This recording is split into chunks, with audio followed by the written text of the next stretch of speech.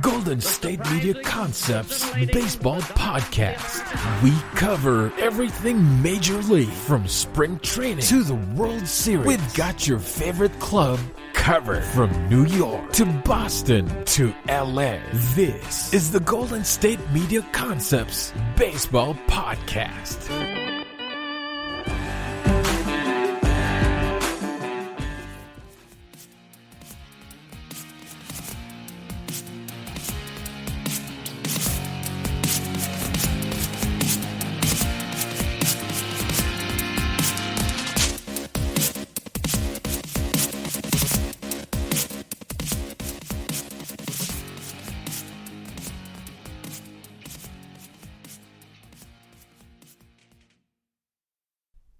Welcome back to the GSMC Baseball Podcast, and welcome back to me.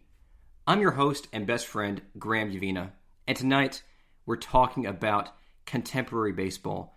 Yes, it's going to be one hell of a show for you, because we're talking about what happened today. And I was talking to my roommate today, and my roommate's this great guy. He was like, "Hey man, I love your podcast, I love a trivia, I love your stuff, dinner's ready at 6. I should probably mention my roommate's my dad. And I love everything about it, except I want you to do something different. I said, well, what do you mean? And he said, I want to hear about what happened today. Like, learning about corked baseball bats is fun, but I want to hear about what happened today, man. Also, how's laundry coming? So I listened to that wise testimony, and I decided to take it up. So we're talking about contemporary stuff today.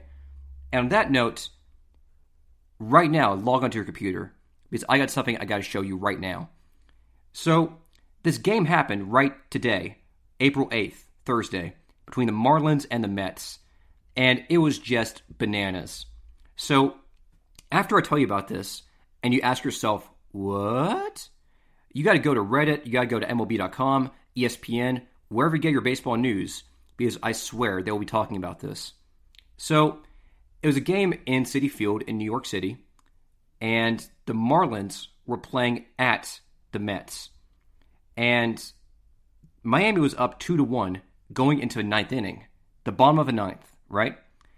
And pitching on the mound was a guy named Anthony Bass. So batting first for the Mets, was Jeff McNeil. And early in the count, he took a pitch inside for Anthony Bass and crushed it to right field and did a bat flip at the end. Tie game, 2-2. And the crowd goes wild, right?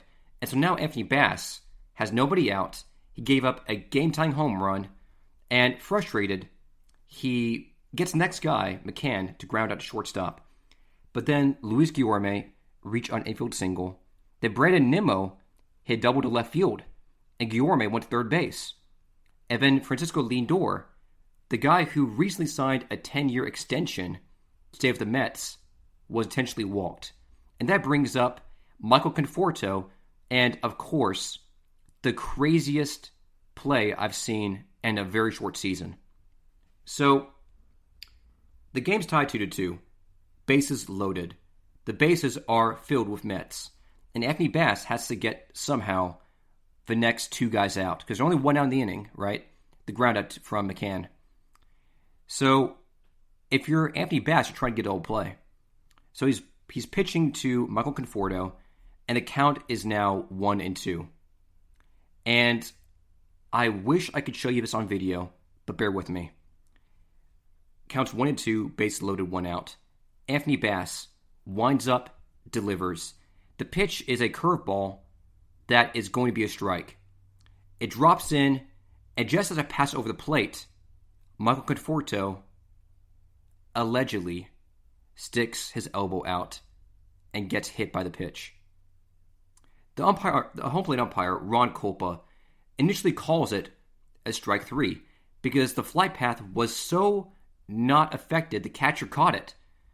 But then, after seeing that Conforto complained, Kolpa called it a hit by pitch, and therefore the Mets walked off the game. So it's surreal. So Mattingly, the manager for the Marlins, runs out to argue the call and says, BS, no way. And meanwhile, Conforto goes to first base, the run on third, Guillorme scores, and the Mets just walked off on a hit by pitch. So naturally, my question was, what is the actual rule in the rule book? So by cracking open my nifty encyclopedia, or really my laptop, I found this one called Rule 6.08b, subset 2. And here's what it says. The batter becomes a runner and is entitled to first base without liability to be put out when B, he is touched by a pitched ball, which he is not attempting to hit, unless 2, the batter makes no attempt to avoid being touched by the ball. If the ball is outside the strike zone when it touches the batter, it shall be called a ball if he makes no attempt to avoid being touched. If the ball is inside the strike zone when it touches the batter, it shall be ruled a strike if he makes no attempt to avoid being touched. So, assuming I'm reading this right, and by the way, I definitely am, that should have been called a strike. So really, there's no debating that the pitch was in the strike zone, because I'm staring directly at Anthony Bass's replay, and that curveball is in the zone. In fact, Ron Kolpa, the umpire, was signaling strike 3 until he saw that it had hit Conforto, at which point he reversed himself and called it a hit by pitch. So, I propose to you that Kolpa probably hasn't read his own rulebook, because that should have been called a strike. And this is a great segue into my first trivia question. So there's this pitcher who several years ago was pitching, and he had set a record, a streak of consecutive scoreless innings. And this guy, at one point, was on the precipice of breaking the previous record holder's streak of consecutive innings without allowing a run. So this guy, at one point, had the bases loaded with 2 outs, in a very similar situation to what happened today between the Mets and the Marlins. So this guy is pitching. He winds up, delivers, and hits the batter. And because his base is loaded, that should mean that the runner on third advances and scores, right? But the umpire, Harry Wendelstedt, ruled that the batter, because he did not get out of the way of the pitch, actually should not be given first base, that he had committed a crime by not trying to move out of the way of the pitch, and therefore it was just a ball. The pitcher then, of course, resumed his at-bat against the batter and struck out the batter, and the streak continued. And legal experts today believe that that call was erroneous, that the umpire was trying to interfere and make the call against the batter just to give the pitcher another chance to continue the streak. So here's my question. Who was that pitcher who set the streak of consecutive scoreless innings at 58 2/3 innings without allowing a run? And while you're wondering that, let's talk about more facts and figures from today's baseball games. Let's get into it. The first thing you ought to know is that today is a special holiday in baseball history. 47 years ago, on this day, April 8th, Hank Aaron hit home run number 715 and passed Babe Ruth and became the all-time home run king. And Vince Scully called it. And that was the one where he's running around the bases in old Turner Field. And the 2 guys are running around with him. And it was just an amazing day for everybody. And so Hank Aaron is one of the greatest players of all time. As you know, he recently passed away, and our hearts and our prayers go out to his family. But he was an amazing player from my home state of Alabama.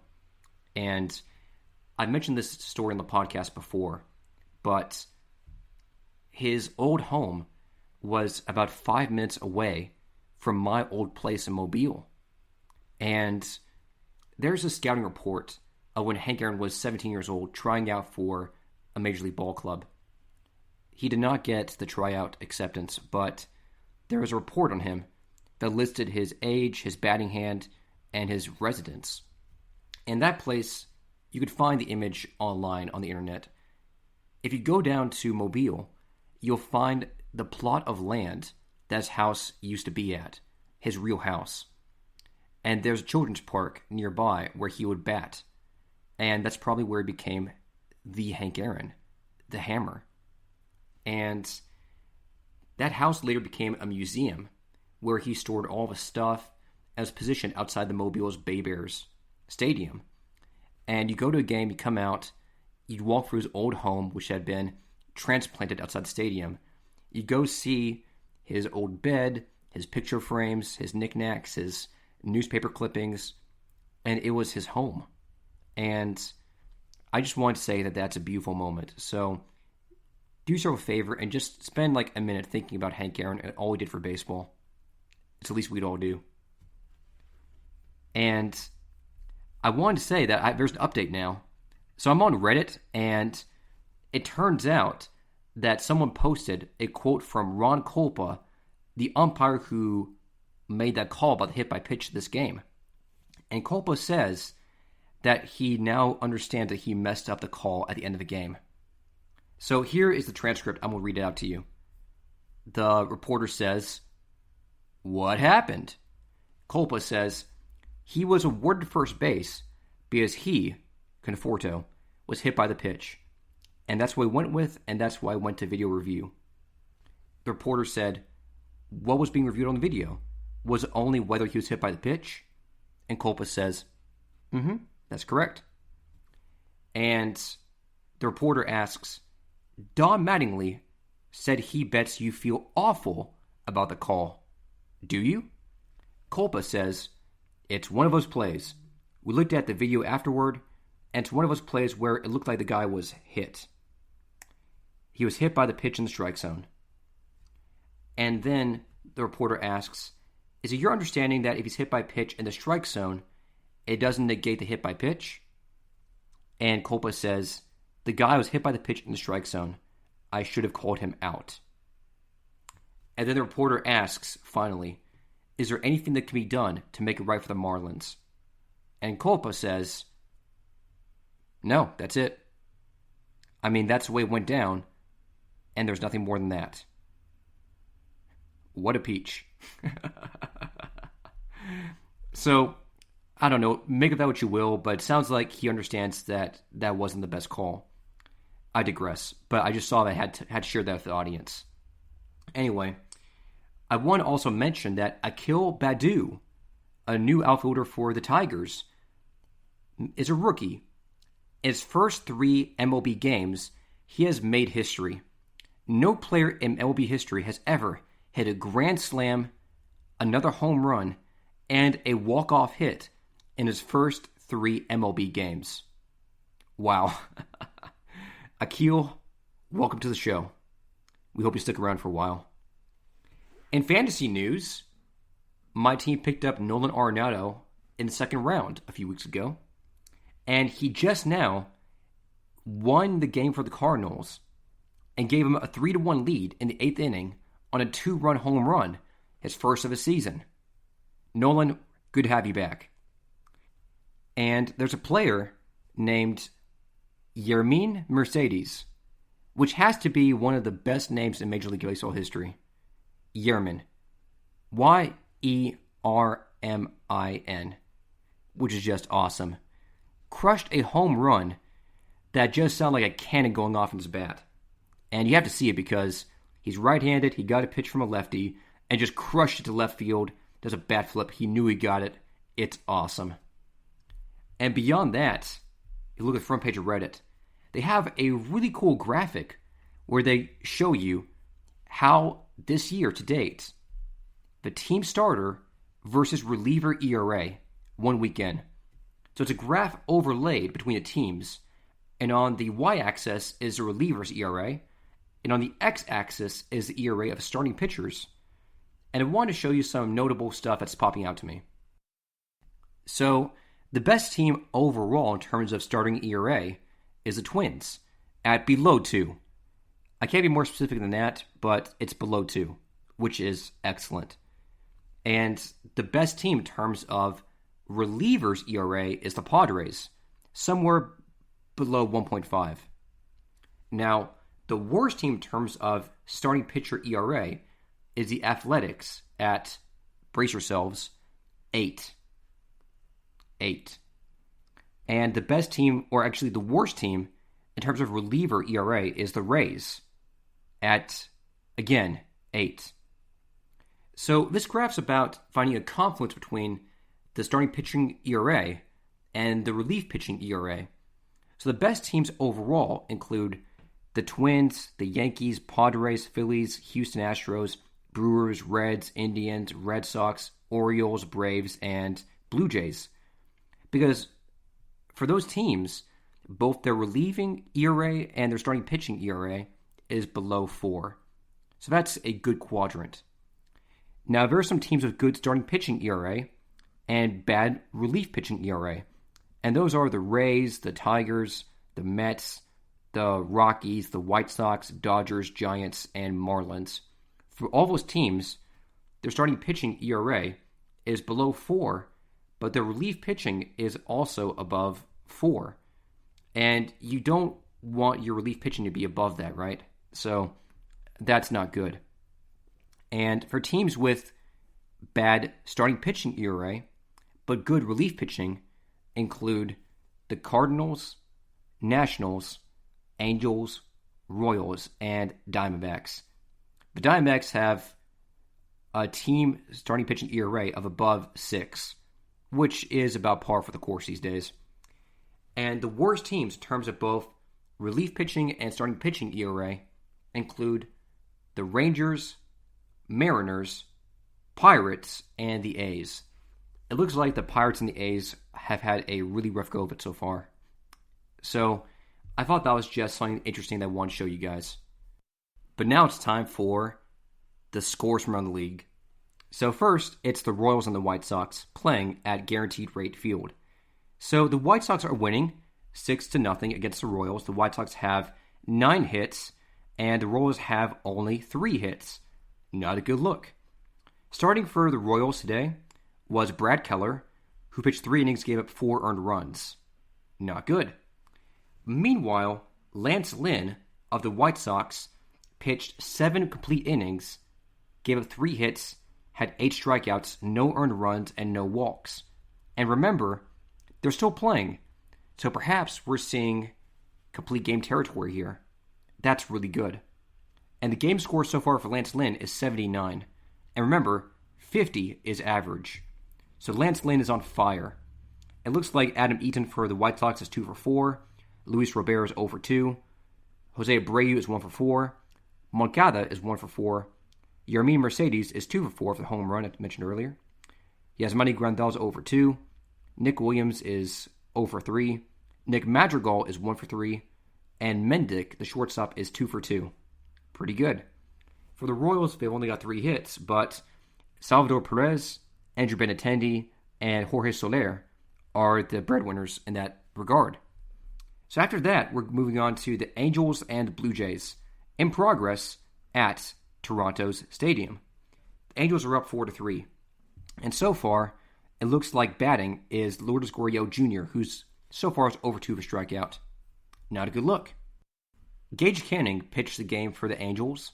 He pitched 5 innings, gave up 3 earned runs, 7 strikeouts, and 1 home run allowed to Mike Trout. Who else? For the Blue Jays, they had the ex-Dodger Ross Stripling on the mound, who pitched 5 innings, gave 4 earned runs. So far, it looks like Canning's still in the game, pitching quite well. Good for them. The Angels are off to a good start this season at 4-2. The Blue Jays so far are 3-3 to start off 2021. After that, there's the Marlins and the Mets and their infamous affair with Ron Kolpa. Yikes. Also concluding today was the Cubs and the Pirates. The Cubs won the game 4-2 playing at PNC Park. Looks like Javi Baez, my fellow Boricua, hit a home run that game, and that's just lovely to see. So pitching was Tyler Anderson for the Pirates, who went 5 innings, gave up 10 hits, 3 earned runs, but 5 strikeouts. And Jake Arrieta, Snake, as I like to call him, pitched 6 innings, gave up 2 earned runs, 4 strikeouts, 3 walks. Rex Brothers came into the game, pitched to 4 batters, struck out 3 of them. Pretty good. Dan Winkler walked 3 guys in a row. Ouch. And then Craig Kimbrell came in to save the day, pitching 1.2 innings and striking out 3 batters for a save. And that, my friends, concludes the first part of this episode. Hope you enjoyed it. Stick around for more, only at the GSMC Baseball Podcast. Thank you very much. This is your ultimate stop for everything sports. The Golden State Media Concepts Sports Podcast. Should I say more? From the NFL, MLB, the NBA to MMA, it's all in here. The Golden State Media Concepts Sports Podcast. Listen now.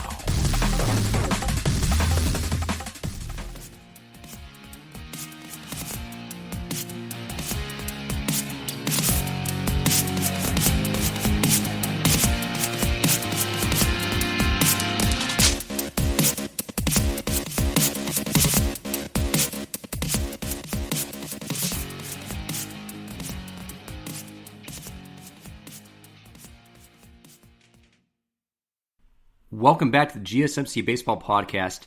I'm your host and best friend, Graham Yavina, and tonight we're still talking baseball.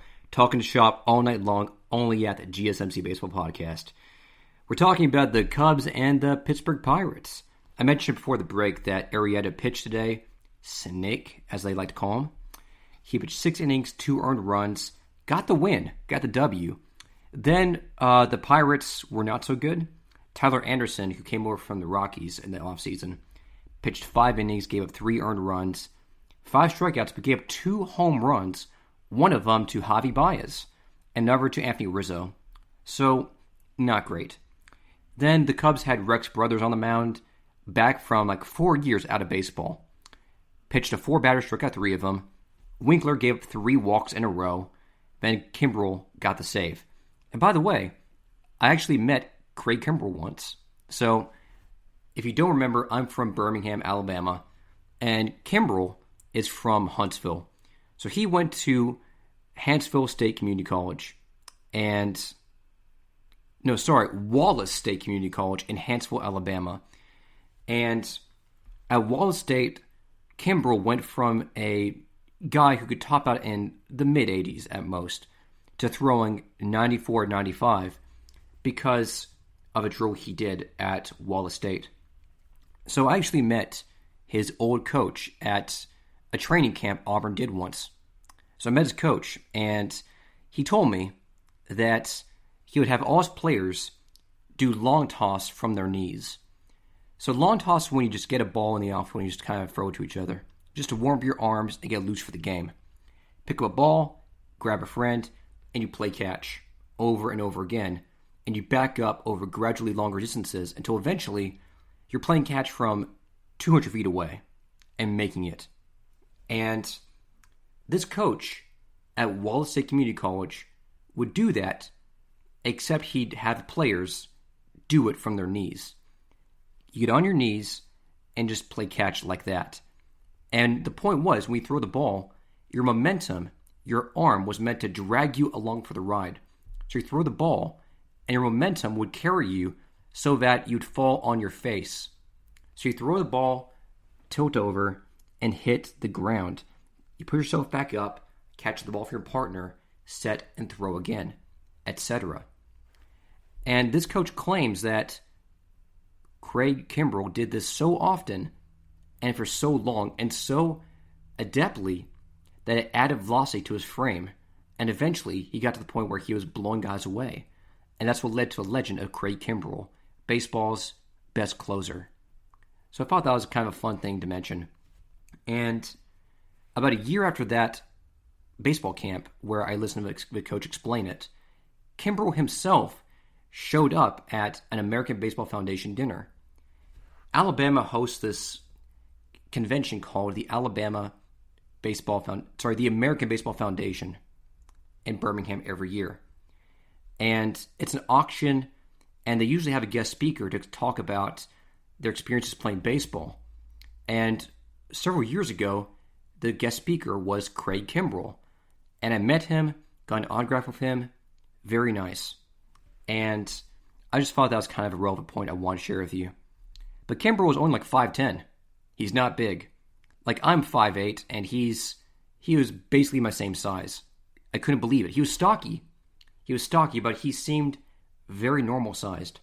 Like, he was looking up at Dave Ozinski, who runs the American Baseball Foundation. So he was looking up at him. So that was just kind of a funny point I wanted to mention. Not a big guy, but he throws pretty hard. Coming up next is the Red Sox and the Orioles. The Red Sox and the O's. And that was just a fun game to watch. The Red Sox won the game 7-3. They scored 12 hits. The Orioles got 5 hits. And the winning pitcher was Eduardo Rodriguez. So, on the mound for the Orioles was Matt Harvey, the former disgraced Met. So if you don't know, Matt Harvey is one of those guys who was highly touted. People were calling him the next ace for the Mets for several years. And it was him, DeGrom, and Steven Matz, and Zach Wheeler. And together, they were supposed to lead the Mets into perpetual contention every single year. And incidentally, DeGrom was kind of an afterthought at the time because this was 2015, 2016. So Matt Harvey was supposed to save the franchise. And there were allegations that he just was irresponsible in his personal life. And he had the one game where he was pitching and Terry Collins left him in the game and he gave up a massive base hit and lost the series for the Mets against the Kansas City Royals in 2014, I believe, in the World Series. And that wasn't good.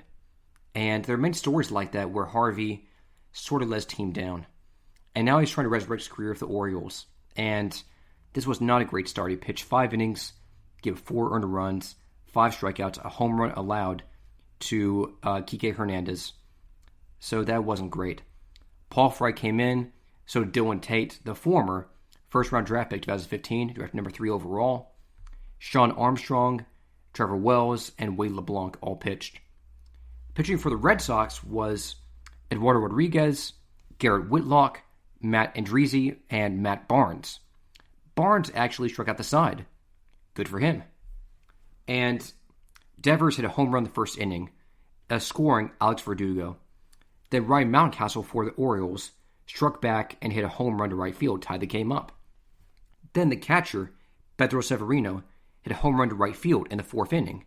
So now the Orioles have a 3-2 lead. Then Christian Arroyo hit an infield groundout that scored Devers in the 6th inning that tied the game up 3-3. Then, in the same inning, Frederick Cordero singled to left field, Christian Vasquez scored an error, and Mountcastle made a throwing error, and that kind of opened the floodgates, and the Red Sox won the game 7-3. Good game overall.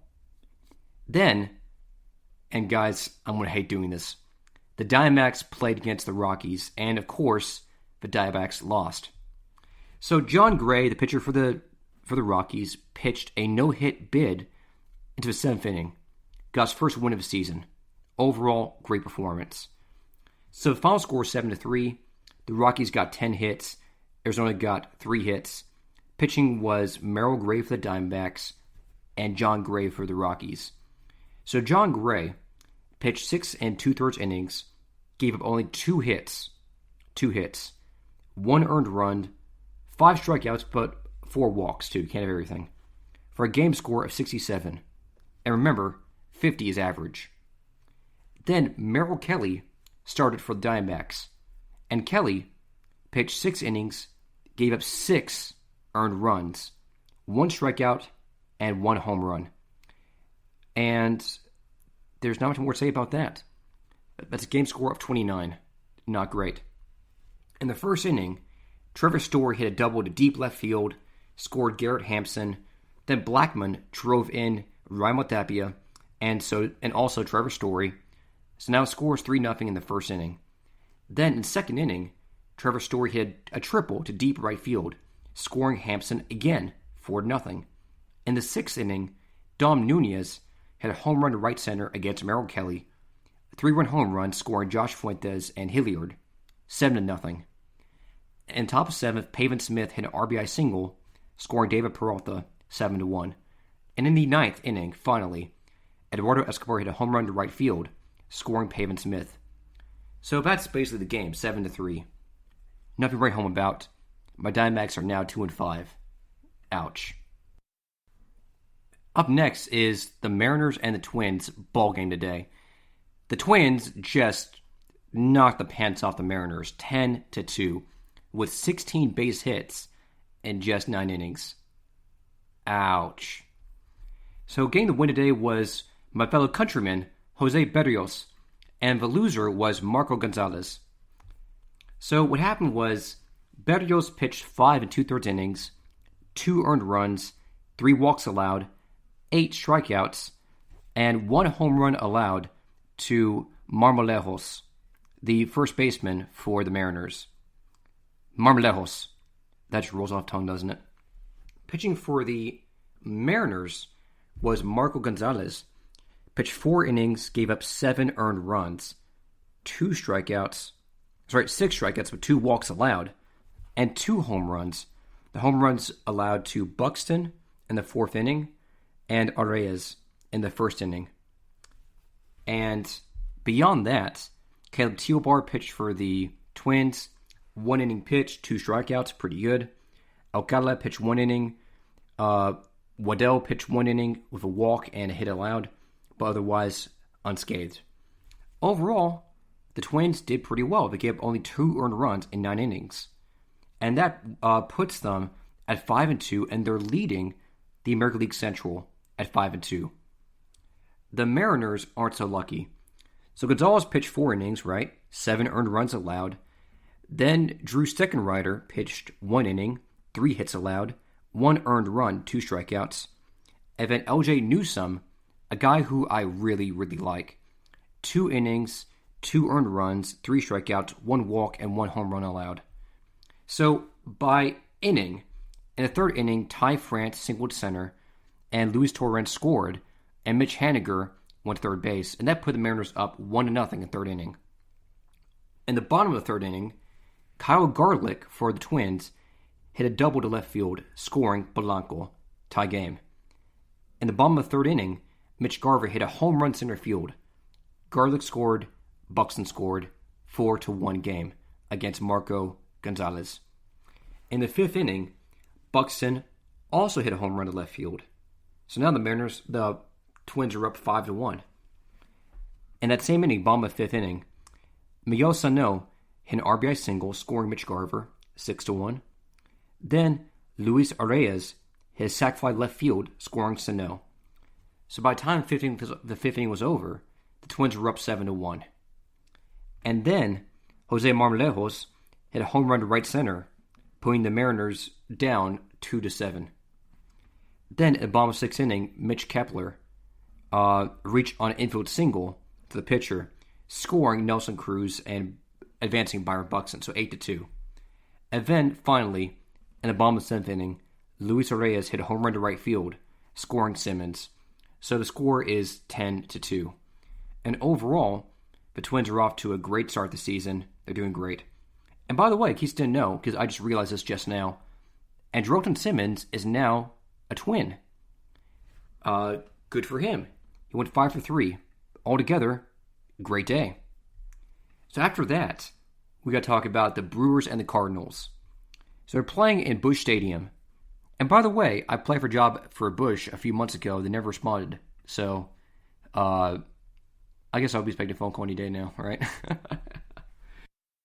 On the bump for the Cardinals was Giovanni Gallegos, a relief pitcher, who won the game, but the starting pitcher was Adam Wainwright, the veteran, who pitched 5 innings, gave up 1 earned run, 5 strikeouts, and 2 walks. So Wainwright had a bad first start. His ERA after tonight's gem is still a ghastly 8.22. But still, he came back in prime form. Great job.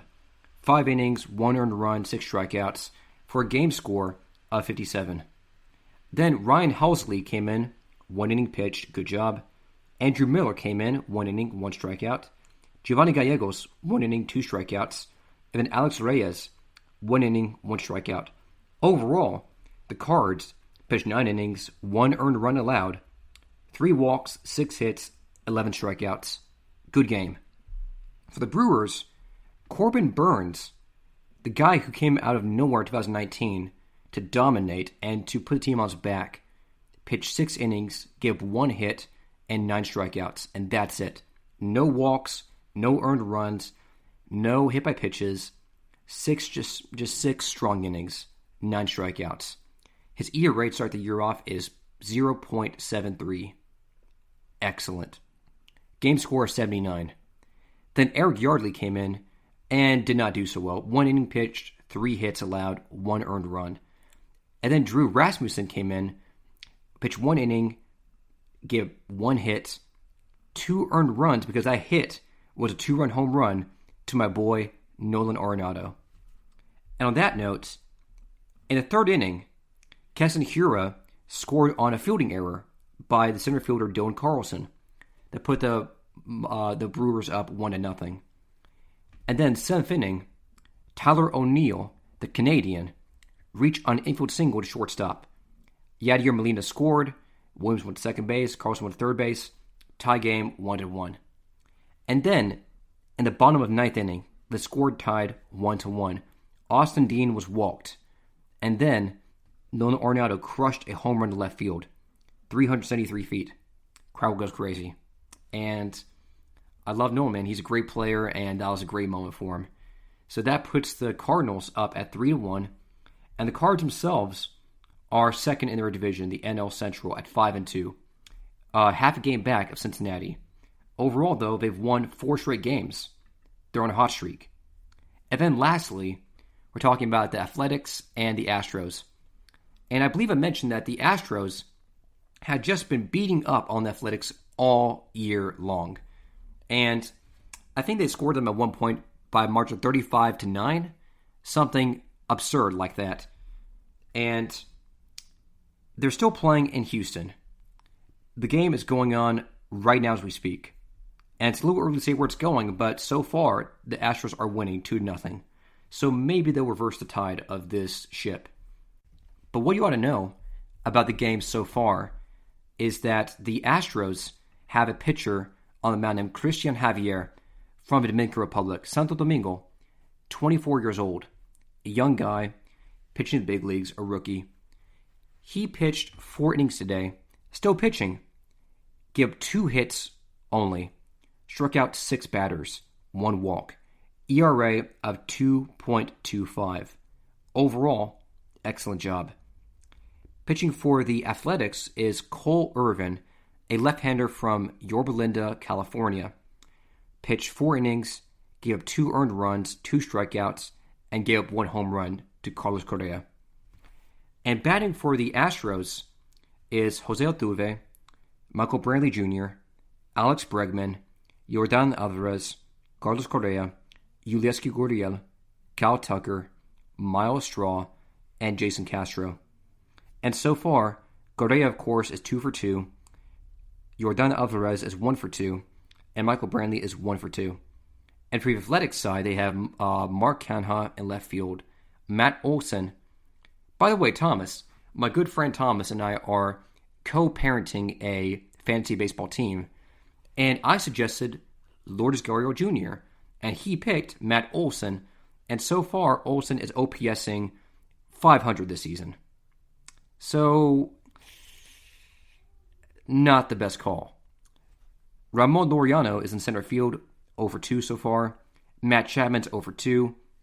Mitch Moreland, the first baseman's 1 for 2. Sean Murphy's 0 for 2. And a guy named Brown, his name is Seth Brown, a new guy, a rookie, is in right field for the A's.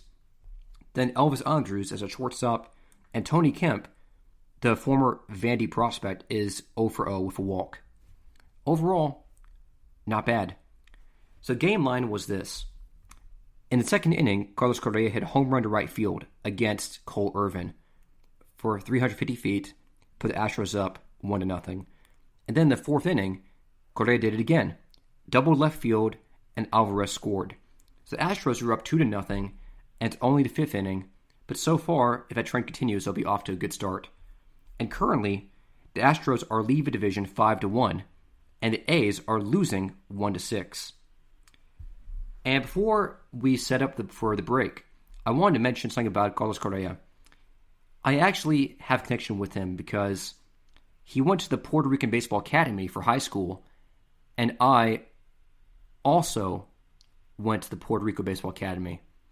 And for one summer, I lived on the premises of the Puerto Rico Baseball Academy, trained with the guy who trained him, worked out every day, ate plantains and beans, and became a Puerto Rican baseball prospect. I'll tell you the story and more after the break.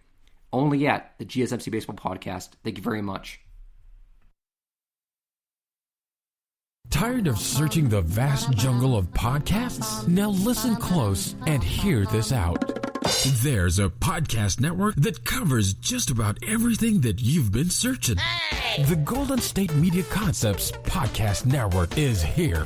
Nothing less than a podcast bliss with endless hours of podcast coverage. From news, sports, music, fashion, cooking, entertainment, fantasy, football, and so much more. So stop lurking around and go straight out to the Golden State Media Concepts Podcast Network. Guaranteed to fill that podcast itch. Whatever it may be. Visit us at www.gsmcpodcast.com. Follow us on Facebook and Twitter, and download us on iTunes, SoundCloud, and Google Play.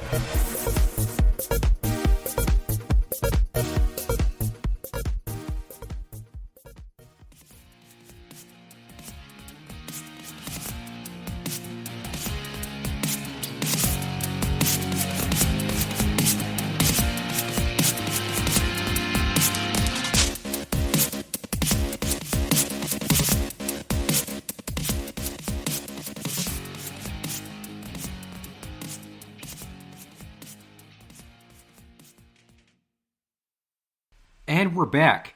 We're back to the GSMC Baseball Podcast, hosted by Graham Uvina, but also by my good friend and my co-host, Lily. Lily is a 12-year-old Tonkinese cat. She's currently chewing at one of the cable cords that leads to my computer. And she's here today because she's going to help me explain my connection to Puerto Rico, to Carlos Correa, and the Puerto Rican Baseball Academy, which I think you might enjoy. Let's get into it.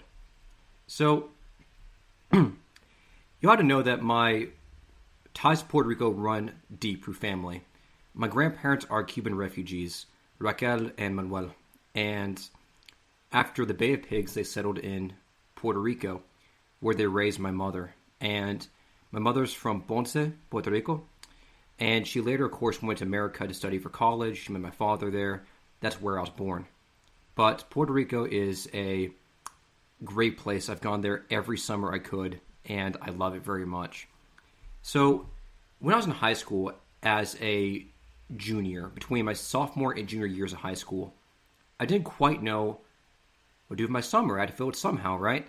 And my parents hatched a brilliant plan. They had heard that there was a Puerto Rican baseball club or facility somewhere in the island. So they kind of asked around. They asked their friends and family and eventually found a website for the Puerto Rico Baseball Academy in high school. And together, my mom and dad got on the phone with a man named Carlos Rivero, who was the executive of the program. So PRBAHS is an integrated high school and baseball club that trains talented international players in the art of baseball, will also make sure that they fulfill the requirements for high school graduation in the hopes that they will be able to sign a contract and make a career out of playing baseball in the big leagues. And they've had many successful players come through the program, guys like Adrian Burgos and, most famously, Carlos Correa. So my parents spoke to Rivero, and they explained that, I spoke Spanish well, that I was American, but I had ties to Puerto Rico. And he said, okay, well, if your kid could come to Garabo, Puerto Rico, and hack it for a summer, he could play here. And the deal was this. There were two camps in Puerto Rico, one for the natural-born Puerto Rican talented guys. These are the guys that are signed as international free agents every year, and that's serious stuff. And then there are the American prospects, or otherwise not Hispanic, playing in Puerto Rico. Guys from, say, the Netherlands or from Haiti, or even just American-born players who want to train in an international facility, come to Puerto Rico and train there. And he thought that I could play in the latter. So that's what I did. So I got assigned to their training camp in Garabal, and with me were 8 players. 2 of them were Puerto Rican players. One of them was named Alex Campeon, a local boy. And the other guys, one of them was from Venezuela named Norberto. And one was named Jason from Yonkers, New York. One was named Marcus from Milwaukee, but had a Puerto Rican mother too. And together, we sort of formed an unlikely pair. So the 4 of us, myself, Marcus, Norberto, and Jason, were around the same age, and we were all playing baseball. Only Norberto wasn't born in the U.S., and he spoke English well enough, and I spoke Spanish. And even though Jason and Marcus did not have Spanish-speaking abilities, they did have Puerto Rican heritage, which is why they were here this summer. So for an entire summer, I played baseball with these guys. Got up every single morning and just played baseball from the time the sun came up to the time it came down. And then it was fair game. So we landed my family on the island early in the summer in early June. And my parents dropped me off, signed the paperwork. We shook hands with Carlos Rivero, the director, and just introduced ourselves. And I should probably mention that at this point, my cell phone was no longer working. The night before, my younger sister, Ginger, got a hold of my cell phone and tried to guess my password. And she did it so many times incorrectly that it locked myself out of my cell phone. So I was basically going to play entire summer in Puerto Rico, a foreign territory, without a cell phone, which is just peachy, right? Par for the course. So Rivero's plan was this. First thing in the morning, he picked us up in the team bus, and we'd go to their field, or we'd go to a track, or we'd go just to the classroom and just practice drills for baseball. Then we'd go stop for lunch. Then we'd go resume our drills in the afternoon. And then at 3 p.m., we were done for the day. And that was the schedule every single day. And we stuck to it. So the first day, he picked me up from my hotel room. I said goodbye to my parents. And we drove off. And just me and Carlos Rivero talking about baseball. And we drove through downtown Puerto Rico, through San Juan, through Bayamon. And finally, we landed in Garabal. And I stayed in a halfway house. And Rivero owned multiple houses in Puerto Rico that held beds specifically for rotating players who came in and out of the facility. So it's all very bare bones. There's no real electricity, no equipment, one TV that worked, but not a great internet reception. And we just had mattresses and fans everywhere because there's no AC. So we had fans all over the place. We had a screen back door, we had a glass panel, we had one desk for eating, and that was our kitchen, essentially. But no real amenities, no coffee, no alcohol, obviously, because we're kids. No food, really. It was just shower supplies to take a shower every day, and one mattress for every bed they had. And there were like 20 beds in the place, and only 4 of us. So we got in there with our little kits, and we just stayed there for the summer. So the first day we get there, and we notice quickly it's way too hot. It's like 95 degrees outside. We're trying to crank up the fans to go faster and faster and to blow in our direction. And that's pretty fun because I've never set up a fan before. We get to the bathroom, and of course, the bathroom is the size of a closet, a not walk-in regular closet. And there's 4 of us there. And of course, we're all trying to say, no, I want this one. No, I want this one. Trying to divvy up the shampoo. And of course, in the corner is like an 8-in-1's men's body wash shampoo. It's always funny to me how like women have shampoo with names like juniper leaves or angel kisses and men have like 12-in-1 scrub your butt shampoo, and it's just it's just funny to me. So then the first day we had off, and the second day we got picked up at 6 o'clock in the morning. We got dressed in the dark of the night and headed off. The field that Rivero rented was 45 minutes away. So we're sitting there in the back of this huge, huge bus, just traveling around, just talking shop. We get to the field, and we're just playing baseball. And the field has no infield grass. It's just dirt. In the outfield, there's some grass, but there are no fences. There's no line demarcation. It's on a residential street in a residential neighborhood. So I could see people going to their houses and stuff in the middle of the game. And we get to the field early in the morning before the sun's even out. It's still dark. And Rivera already has us go to first base, second base, third base, shortstop. And no warm-up, no stretching, no motivational prep, nothing. He just starts cracking ground balls.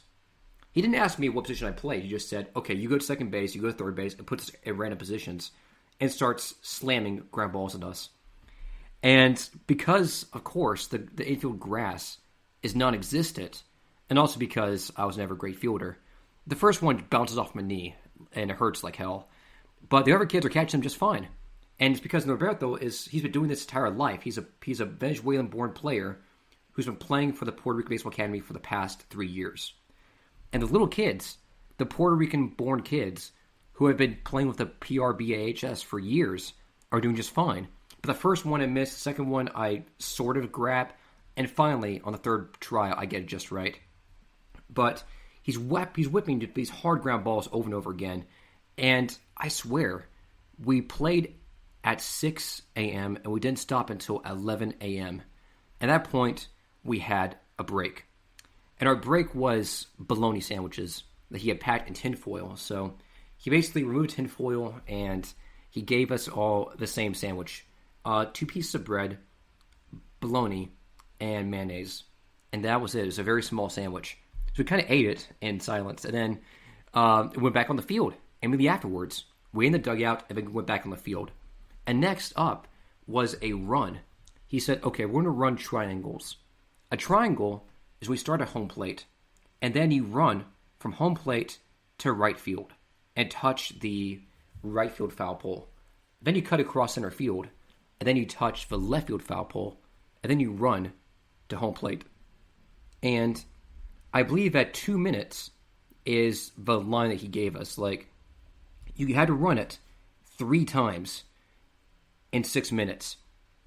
And Marcus was struggling the whole time, so he's yelling at him to keep up. But the rest of us, Norberto, Jason, and myself, just made it.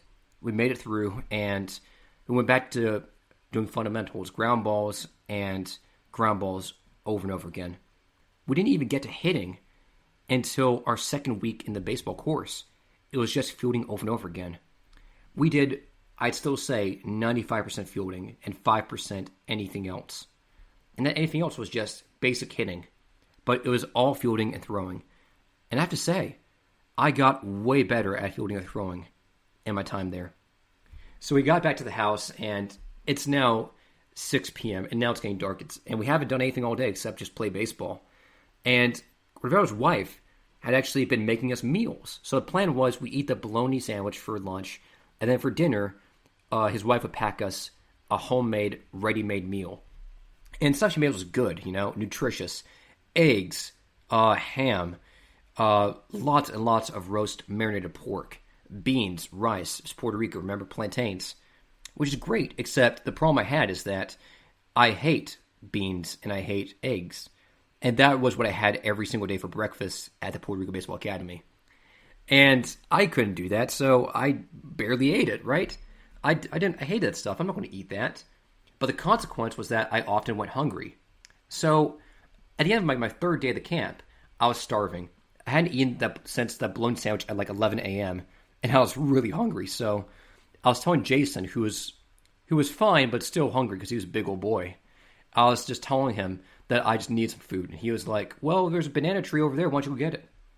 Because our house was residential, right? And the neighbors next door had a banana tree that was huge. And it was basically on the fence between our property and theirs.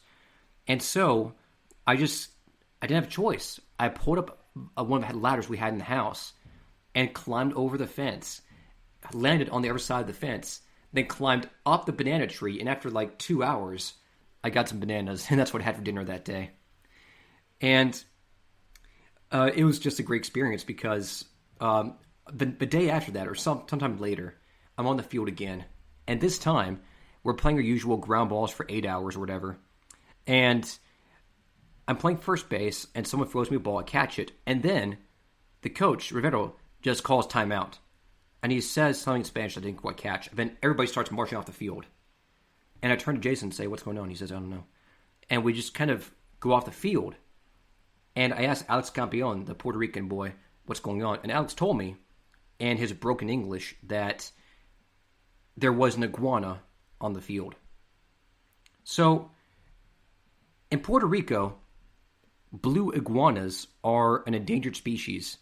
And the government passed a conservation law, saying that if you injure an iguana, you can go to prison for that.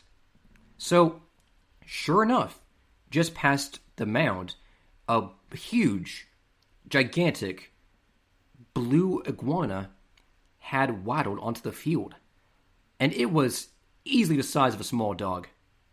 Actually, Lily's about the same size as you. I've got a cat on my lap. She's about maybe 2 feet long. This iguana was easily as big as she was.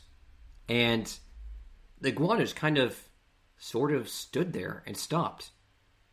And Rivero said that we couldn't play ground balls anymore until the iguana left. So we waited and waited and waited for 45 minutes just watching this iguana troll us by defying our will to play baseball, and just sat there doing nothing, just basking in the sun, before eventually the iguana moseyed off. And then just like that, we're back on the field playing ground balls again.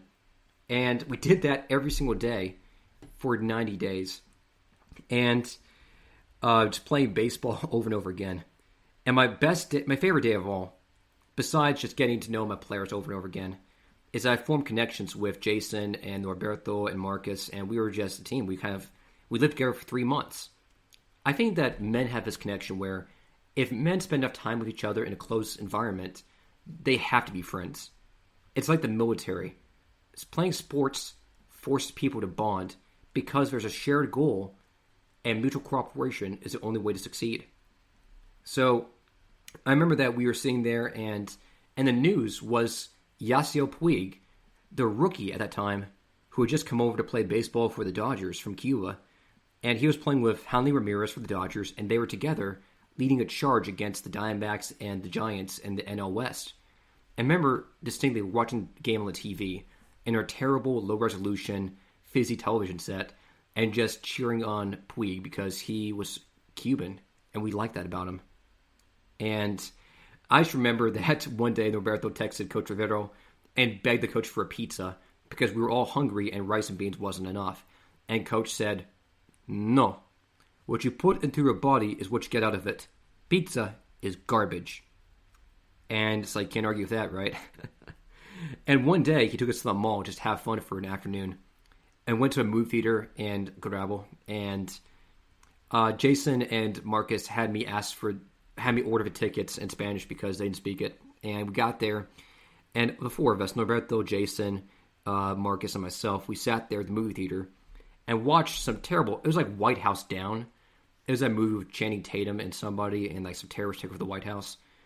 But the funny thing about Puerto Rican cinema is that even though the movies are in Puerto Rico, the movies themselves are broadcast in their original English. So there's no translation there. It's just English movies are in English, and the audience just has to understand it. So there's no translation on my end to understand the entire movie. And then I remember that on the day we left, because I've been borrowing my teammates' phone and stuff and asking for snacks and food, my parents, when they picked me up from the airport that first day, the last day, they paid everybody back in the parking lot and gave everyone a hug, and we just traded numbers and just agreed to stay in contact after that. And so the Puerto Rican Baseball Academy was a great memory for me. I remember I lost like 15 pounds that summer, but it was all worth it because the stories I came back with were just amazing. Puerto Ricans love baseball, and that's why my mom's favorite player was Roberto Clemente, the right fielder for the the Pittsburgh Pirates for so many years. On my wall right now to my right is a poster of Roberto Clemente. And he was to us what Jackie Robinson was to the rest of America. He was a pioneer, a guy who broke the color barrier for us, the country barrier, the Puerto Rico barrier, by showing up and proving that we could play baseball. And here is the answer to a trivia question that I asked you from last quarter. Which pitcher had the scoreless inning streak? Which pitcher had that 59 2/3 inning streak where he didn't give a run? And that was Don Drysdale. Thought I mentioned that. It was broken later by Oral Hershiser. And what I wanted to mention just now from next trivia question was, who was the first Puerto Rican-born player in the big leagues? And while you ponder that, after the break, I'll tell you more about baseball, my memories, and just shoot the breeze and just tell you some funny stories. Stay tuned for more, only at the GSMC Baseball Podcast. Thank you very much. Want to know the latest in soccer? Then listen to the Golden State Media Concepts Soccer Podcast. From MLS, the World Cup, and the Premier League, we've got you covered. The latest updates, the hottest matches, and news on the league's top players. It's the Golden State Media Concepts Soccer Podcast. David Beckham scores the goal to take England all the way to the World Cup finals. Listen now.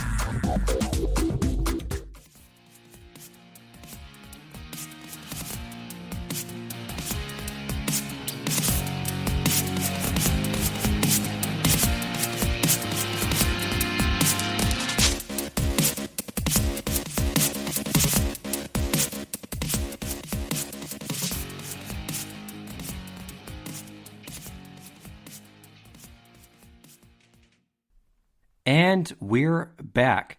Welcome back to the GSMC Baseball Podcast, brought to you by the GSMC Podcast Network. I'm your host, and I'm still your best friend, Graham Uvina, and tonight we're talking about baseball. Last episode I asked you, who was the first Puerto Rican-born player in the big leagues? And the answer is a left-handed relief pitcher for the Brewers called Juan Pizarro. It's funny because I think that Juan Pizarro was also a name of like a conquistador. Like I know there's like Hernan Cortez, and I think Pizarro was like a guy in Utah or something. It's been a long time since 4th grade.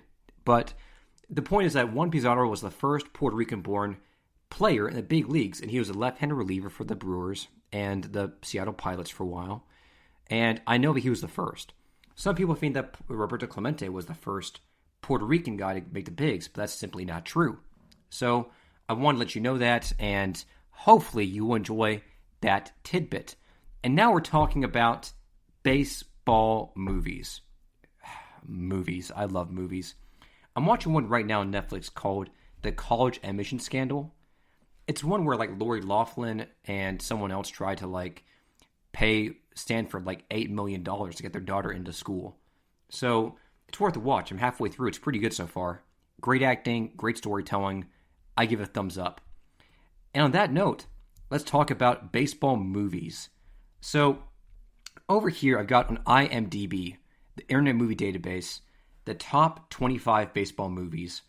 And I want to just let you know that there are exactly 25 baseball movies. Like Hollywood just doesn't make them anymore. And maybe it's because it's not like superheroes and they can't sell them to a mass audience, but I wish instead of trying to make remakes of like Captain Marvel and the Ant-Man Go Fight the Wasp or whatever, they make baseball movies. I would love to see that. Because the number one movie they have for baseball is called Field of Dreams, starring Kevin Costner and James Earl Jones. So, this movie is based on a book by Ray Kinsella, and it's a story about this guy who is in a cornfield in Iowa, and he hears a voice saying, "If you build it, they will come." Everybody knows that part, right? And basically, he builds a field in his own backyard, in the cornfield, and slowly but surely, the 1919 Chicago Black Sox come out. And basically, their ghosts are still around, distraught because they can't play. It's Joe Jackson, it's Sweet Risberg, guys like that. And together, this field is where the ghosts can play baseball. And there's a guy named Moonlight Graham, the doctor, who had a cup of coffee, 1 inning played in the field, but no at bat. And the story is that he comes back to play the Field of Dreams and plays 1 game as a player there in his at bat to fulfill his requirement of becoming a Major League Baseball player. And of course, it's just a great movie. It's sentimental and sweet. And when I first saw it, it was my favorite movie of all time. I've seen it now probably 5 times, and I think I like it less every time, though, because Kevin Costner is just not a good actor, right? Like, it's hard to explain, but in the movie, he's just so saccharine sweet, like, golly, gee. It's like he's not hard at all. He's not tough. He's not strong. He's just not a great actor. And if I had someone else, like, I don't know, like maybe like Robert De Niro when he was younger, play him, or maybe someone like tougher, I think it could have been good. But they had Ray Liotta play, I believe it was Shoeless Joe Jackson. So that was a good touch. Overall, good movie. I understand why it's the best. Number 2 is one that I think is the best baseball movie of all time. And it's called A League of Their Own. This is the one that stars Tom Hanks and Gina Davis and Madonna. And story of the real life Rockford Peaches.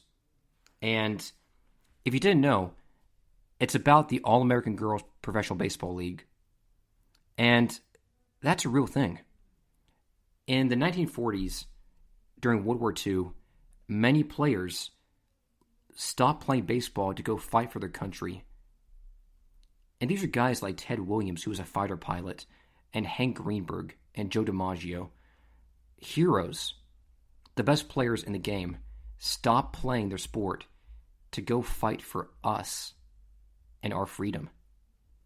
And that's something that I just think is something that we take for granted, because there's no way that if you're Bryce Harper and you're getting paid $30 million a year to play a game, you're going to leave that behind and jeopardize your career and your life by being a fighter pilot in Afghanistan or wherever we're next to fight for your country. That kind of loyalty to our cause just isn't respected anymore.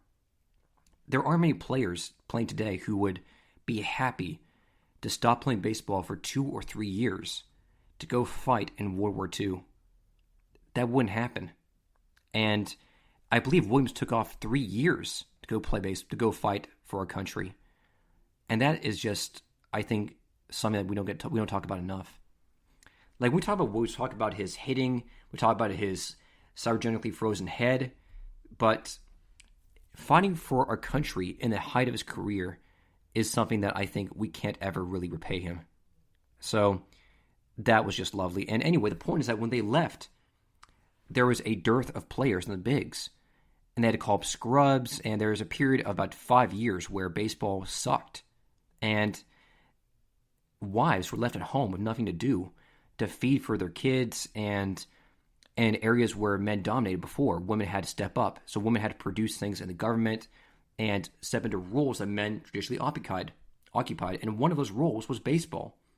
So women joined the All-American Sports League, like the Kenosha Comets and the Rockford Peaches and more teams, to form traveling leagues of talent. And this was a story about that story. So Gina Davis and Madonna played players on the Rockford Peaches. Tom Hanks was Max Carey, the manager, Max Dugan, the manager. This is, I think, the best baseball movie ever made. The acting is just sublime. It's funny. It's got great acting. The baseball scenes are still pretty good. And there's one scene that I saw that made me cry the last time I saw it. So there's this weird thing that involves, I guess, sexism is the word that we use now to describe it, where playing baseball isn't enough to be good enough for the All-American Girls League. You also have to look a certain way. And the uniforms are these mini skirts, and the girls are encouraged to wear makeup while they're playing baseball, and they have to go to the stands between innings and wave to the fans. And it's weirdly some kind of performative art, where it's not like playing baseball. it's like you're also doing ballet, and the male fans, come to look at you and to cheer you on. And it's weirdly patronizing, it sounds like, by our standards. It's baseball, but it's also entertainment for a lot of men. And so when the recruiter goes around with Tom Hanks to try to find players for their team, they find this one girl, played by Rosie O'Donnell, and she and her dad are in a gymnasium. And the dad is throwing pitches to his daughter, and she's just crushing them out of sight. Boom, boom, boom, destroying them. And the scout is loving it. He's like, wow, that's incredible. She's amazing. She'd be our DH. She could play. She could bat cleanup. I love her. Can I meet her? And the dad all of a sudden gets awkward. Like, he was so proud to show his daughter out, and now he's getting awkward. So then he says, sure. Come here, sweetheart. Come here, sweetheart. And the girl comes over, and her bangs are in front of her eyes. And then slowly, the scout kind of pulls her bangs back and reveals a very homely player. A girl that's not very attractive. And he visibly reacts with shock and shudders, like, ooh, well, that's it, I'm out of here. And Gina Davis, of course, is like, hey, no, you can't do that. She's a great player. You said so yourself. She's amazing. Who cares what she looks like? And the guy is just saying, well, it's going to look a certain type of way. And Gina's like, what do you mean? What do you mean by that exactly? And the entire time, the girl is crying. And this is the part that breaks my heart. Because Rosie says to her dad, I'm sorry, Dad. And the dad says, hey, it's okay, don't worry. He holds her and tries to console her. And she's crying. And he looks at the scout with tears in his eyes and says, don't blame her. Her mom died, and I've tried to raise her the best I can. And this is what we're doing, and don't take it on her. I'm just trying to do the best I can for her. And, of course, the way the story goes is that, of course, she makes a team, and, of course, she's extremely talented. And the movie kind of progresses from there, with this girl, Rosie O'Donnell, being at the center of a stage. But that was one of the most poignant moments I've ever seen on TV. Like, nowadays when I watch movies, it's all this manufactured stuff. Like, oh no, Ant-Man and the Wasp have to go save this love interest we introduced to you 5 minutes ago. Oh no, and you don't care, right? You paid $40 for this movie ticket just to have a first date with some girl you met online. But nobody likes that, right? There's no connection on screen. You don't care about the characters. But I cared so hard about this girl and her dad in A League of Their Own, because I think every dad relates to the feeling of inadequacy. Like, you're trying to raise your kids, but there's no manual, and you hope that every time you do something, that you're teaching your kids to do right by themselves, and you're leading kids to go in the right direction. Your kids are your best project, and you want to train them and make them your own into a league of their own, right? And this dad was so proud of his daughter, but the second that someone else tried to see her a different way, he cried because he knew he was letting his daughter down. And I thought that was just one of the best things I've ever seen on TV. It was poignant, it was gripping, it was emotional, but not in that hackneyed, corny way. It was just good directing. So A League of Their Own is my recommendation for the best movie of all time, baseball or otherwise. Quote me on that. Number 3 is Moneyball. Moneyball, of course, is the Hollywood rendition of the book by Michael Lewis. Stars Philip Seymour Hoffman, Brad Pitt, Jonah Hill, Moneyball. And here's a funny thing. You guys, if you're watching this podcast, you probably know the Moneyball story, right? But the real right-hand man of Billy Beane was a guy named Paul DePodesta, who eventually left the A's to run the Dodgers, and eventually to run the Cleveland Browns football team. And DePodesta in the movie was played by Jonah Hill, who called himself Peter Brand. So Peter Brand was supposed to be a stand-in for Paul DePodesta, right? But Paul DePodesta did not want to be involved in the movie for some reason. So therefore, that's why that movie did not get played. Or that he was not in that movie. So that was just interesting to me. I did not know that. Philip Seymour Hoffman, in one of his last roles before he passed away, was also the manager Art Howe, who was the real-life manager for the A's in 2002. Art Howe was portrayed in the movie as being an old-school manager who liked bunting and hated sabermetrics and tried to sabotage Billy. He was like the antagonist of the film. But in real life, Art Howe said that he was, mostly receptive. He followed orders from Billy Beane. He did his job. He didn't talk back. And he thought that he was being portrayed unfairly in the movie.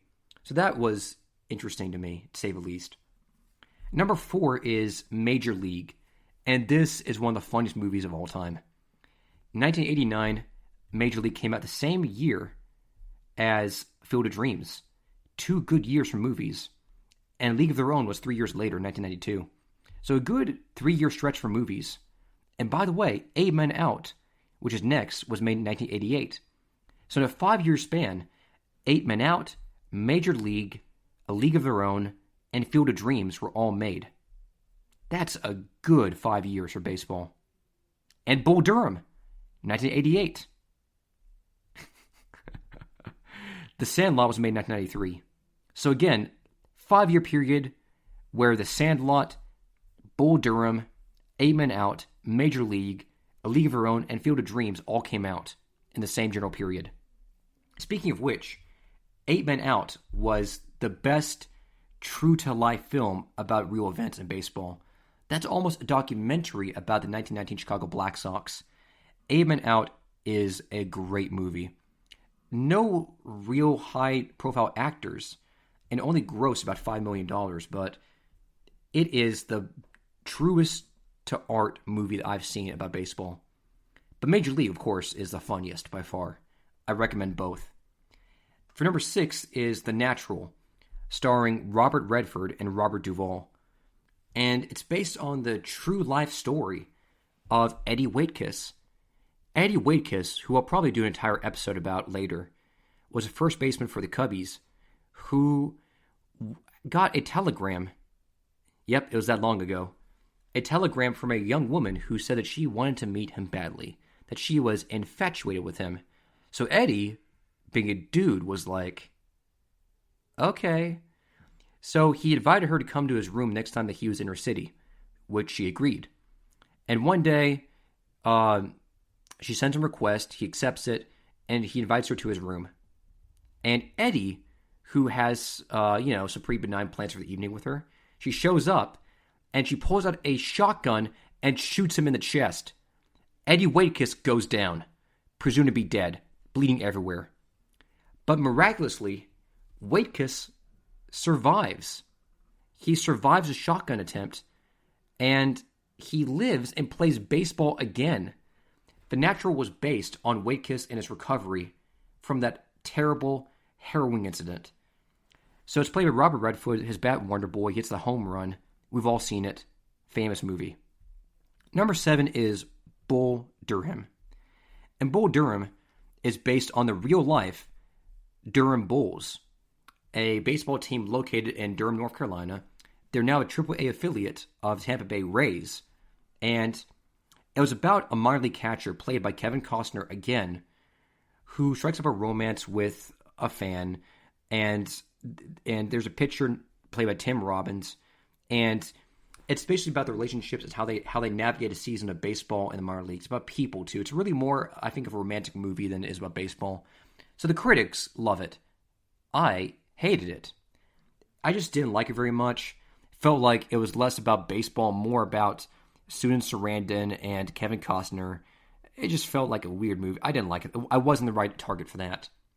Number 8 is Mr. Baseball. And I want to see this. So I've seen every movie besides this one so far, Mr. Baseball. It's the one where Tom Selleck gets traded to the Yomiuri Giants in Japan and plays baseball for them. And it's just him. It's a comedy thing where he's trying to figure out how to play baseball in a foreign country. It sounds decent, right? Maybe not a great movie, but still okay. Number 9 is The Sandlot. And that's the one about the kids in the field. I tell you what, man, that's a good movie. It's not a good movie in the sense of artistic design, but it's nostalgic. And that's so hard to pull off these days. Like, our nostalgia when I grew up is going to be Captain Marvel, but theirs is The Sandlot, and the dog Hercules in the next field next door, and the kids as they play these crazy games and the fireworks. It's just a good movie. It brings you back, and I think that we all want that. It takes you to the days of Halcyon, just knowing that playing baseball all day was just what you're meant to do. I wish we had that still. Number 10 is The Rookie, about that 49-year-old Texas baseball coach who makes a comeback and plays in the big leagues. Based on true story, by the way. Look it up. Bill Morris was the pitcher behind that. Then, of course, there's the Bad News Bears, the original. 42 with the late Chadwick Boseman. Not a great movie, I don't think. 61 asterisk with Roger Maris and Mickey Mantle, which stars Barry Pepper and Thomas Jane, respectively. That's a good movie. Tells the story about the home run chase between Maris and Mantle and how Maris eventually won and hit 61 home runs and broke Babe Ruth's record. I saw that years ago, and it is actually a very good movie. It's made for TV on CBS or something, but I thought it was a really good movie overall. Number 17 is The Pride of the Yankees with Gary Cooper playing Lou Gehrig in his last days before he succumbs to ALS, anthropomorphic lateral sclerosis. And it's a great movie, and it stars the real-life Babe Ruth in the movie. That's worth seeing it alone. Then for 18 is the remake of The Bad News Bears. Number 19 is the Jackie Robinson story from 1950, 3 years after he broke into the big leagues. And number 20 is Rookie of the Year, which is a story about that kid, I forgot his name already, where he like Henry or Rowan Gardner, who breaks his arm and then somehow throws 100 miles an hour. And it's a terrible movie, but it's one of those things that everybody watch at some point, so whatever, man. Watch it. It stars Gary Busey. Watch it for that reason, too. 21 is Trouble with the Curve. I saw this movie. It stars Clint Eastwood, Amy Adams, and Justin Timberlake. I didn't like it that much. My dad loves it because it's based in Georgia, and my dad's from Mississippi originally, so he liked that small town backwoods aspect, and he loves Clint Eastwood, so that's how it works together. And, of course, rounding up the list is Angels in the Outfield. The movie that stars Danny Glover and Christopher Lloyd and a young Joseph Gordon-Levitt. It's a good movie, and I think the line about how his dad says, "I'll come home when the Angels win the pennant," and the kid believes just to meet his dad. That's sweet. It's worth seeing for that reason alone. And there's some pretty funny moments, too, like when Danny Glover's character shows up and takes a picture with the boy, and the guy's like, "That looks like a prison photo." It's pretty funny. That concludes it for this week's episode of the GSMC Baseball Podcast. My name's Graham. Thank you for listening. I'll see you next week very, very soon. Have a great weekend. Bye. You've been listening to the Golden State Media Concepts Baseball Podcast, part of the Golden State Media Concepts Podcast Network. You can find this show and others like it at www.gsmcpodcast.com. Download our podcast on iTunes, Stitcher, SoundCloud, and Google Play. Just type in GSMC to find all the shows from the Golden State Media Concepts Podcast Network, from movies to music, from sports to entertainment, and even weird news. You can also follow us on Twitter and on Facebook. Thank you, and we hope you have enjoyed today's program.